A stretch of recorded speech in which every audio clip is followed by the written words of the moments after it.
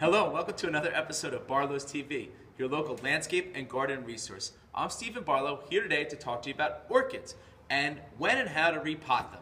Just so you know, we do have free repotting of orchids for the whole month of February, so if you see in the video what I'm going to show you right now is a little beyond your capabilities, please bring it in.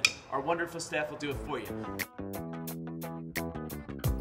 But let's get started on how to repot an orchid. First, I want to tell you when you need to repot an orchid. Generally, every 2 years, when the orchid is done flowering, is when you want to repot it. Secondly, you want to repot it if the bark, which is what most orchids are growing in, is starting to decay or break down. Now, the reason why they're growing in bark or a moss is because orchids don't take nutrients from the soil.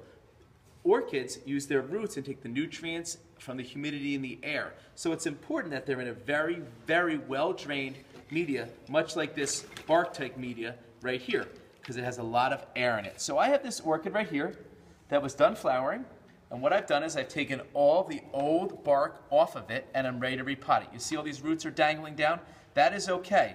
You know, that's how these roots are. That's why orchids do so well in humid environments like your kitchen or in your bathroom. So what I'm going to do is I'm going to add some bark chips into there, and then I'm going to put the orchid in there. And what I want to do is you want to slowly incorporate the chips around the roots. You just don't want to shove it in there because you'll break some of these delicate roots. So I want to get it in there so it's enough to help the orchid stand up straight. And you can see I have this pot right here. This is called an orchid pot. If you notice, it does have holes in the side. That allows for moisture and humidity to get in there, and it allows those roots to get some of that moisture for that to continue to grow. Now, I did leave this spike on this orchid. It is all done flowering. You can choose to either cut off that spike. The spike is what the flowers come up on, or you can leave it. And what we recommend doing is this a little trick that we do here at Barlow. So see, I have that on there. Now some of the roots are still hanging out, and it's in there. It's not pushed down too hard, but it's enough to get that around the roots. Now what we'll do is you'll say, okay, I have this nice orchid. Where do I want to put this? I'm not going to put this in my kitchen. It doesn't look pretty enough. So what we have is this right here. Now this, my friends, is a silk orchid. You would think that it looks almost real. What I'll do is I'm just going to attach it right onto here with the other spike, like this. And you could tell all your friends that, look, I've got my orchid to reflower in only a couple days. We'll wrap it around like that. And it looks as real as can be. And you can leave this on until a new spike starts to come out. The other thing that we recommend is you do fertilize your orchid after it's flowered.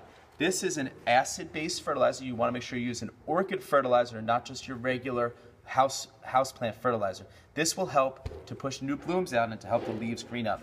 I encourage you to watch more of our episodes of Barlow's TV on our website, and if you feel a little nervous about doing your orchid yourself, please bring it in, and we'd be more than happy to do it for you. Thanks so much for watching this episode of Barlow's TV, and have a great day. All right. Is that okay? It's tipping. Okay. You notice that? I'm Stephen Barlow. No. Do it again. Ready?